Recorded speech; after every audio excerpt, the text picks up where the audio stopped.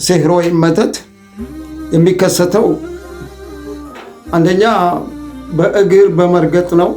ሁለተኛው ደግሞ ያው ከአካላችን ውስጥ በአንዱ ክፍል ከተነካ ይህ የሚሰራጭ ሲህር ያጠቃናል ማለት ነው።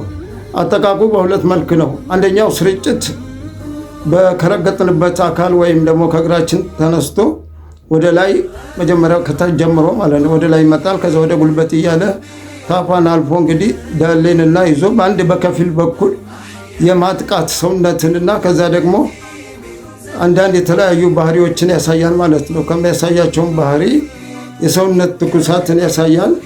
ማታ ማታ ማላም፣ እንዲሁም ደግሞ ያው ማታ ላይ ትኩሳቱ ከፍ ማለት። ከዛ ውጭ ደግሞ አልፎ አልፎ ወደ ሌላ አካል ላይ ምልክት ማሳየት ማለት ወይኛውን አንድ ባልተለከፈው በኩል ብቅ ብሎ ደግሞ የመጥፋት ባህሪ ያሳያል ማለት ነው። ይህ በሰውነታችን ላይ የሚያደርገው የስርጭት ጸባይ ማለት ነው።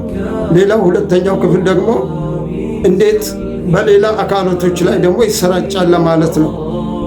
አሁን አንድን ሲህር 2-3 ሰው ከነካው ከረገጠው ወይም ደግሞ ከእምነቱ ከነካው ያ ሲህር ሳይወገድ ከቀረ ማለት ነው እነዛንም ሰዎች ወደ እነሱም ሊሰራጭ ይችላል ማለት ነው።